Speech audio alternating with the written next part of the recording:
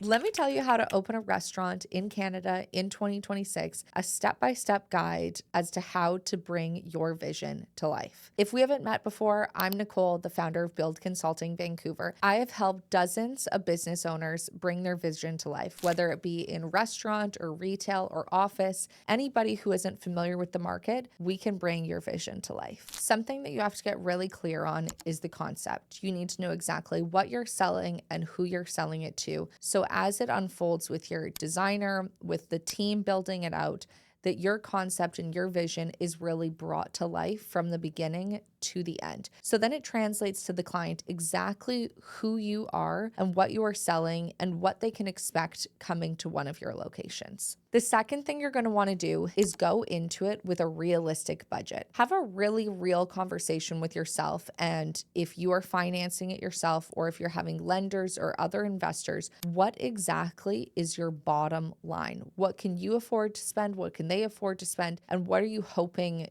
to spend at the end can be very different than what you are setting out for. Real estate, construction, timelines, all can be a blurry space once you get going. But if you have a hard and fast budget, you need to be able to articulate that to your team and ensure that that is adhered to. Because if you only have $1 million to spend and that budget gets to 1.5 million, what are you going to do? The third, and I would argue the most important piece, is the space. Where is it? How is it coming to you? Is it built out? Is it not? And what is in that space? This can determine right away if your business will fail or not, whether it be the cost to build out the space, whether it be being in an area where your target demographic is.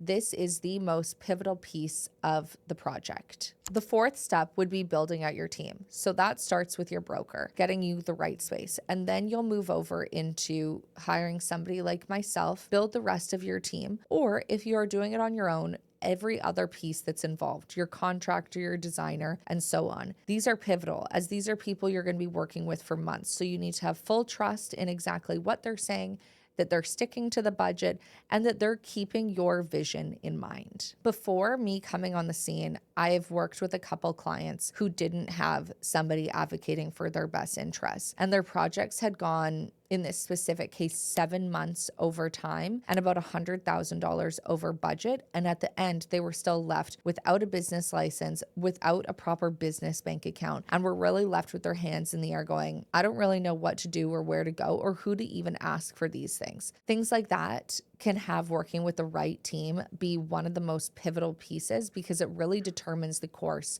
of how well that project is going to go and if you're going to be able to sleep at night. Another really important piece to the puzzle is your permitting phase. With any project, you're going to need permits, whether it just be your drawings permits, if you have to rezone, if you have health permits. There's a lot that goes into with your city and bylaw approval to be able to build out and bring a space to life. This can be a very long process, and it also could be a very tedious process, and is something that you're definitely going to want to have professionals involved in, whether it be your engineers, your architects. If you have an expediter, things like that can make this process go a lot smoother, because for somebody who isn't familiar with construction, this is just a whole bunch of jargon and language that you are not going to understand. And then the next is your construction phase. That is when you've got the permit in hand and you come into the space and you're going to build out whatever dream you have set to build out. So this could include demolition, or if you're moving into a shell space, building that space from the ground up. This will be all of your mechanical, electrical installations, and everything that goes into a space to get it ready for open. And the final phase is your inspections and opening. So this will be with your city, having them come by and make sure that everything is as per the drawings, and that your staff are trained, that all the furniture and all equipment is in the space, everything is working perfectly, and you are getting set to open those doors to the public. For a realistic timeline, if this is your first business you have ever done, I would realistically say a year.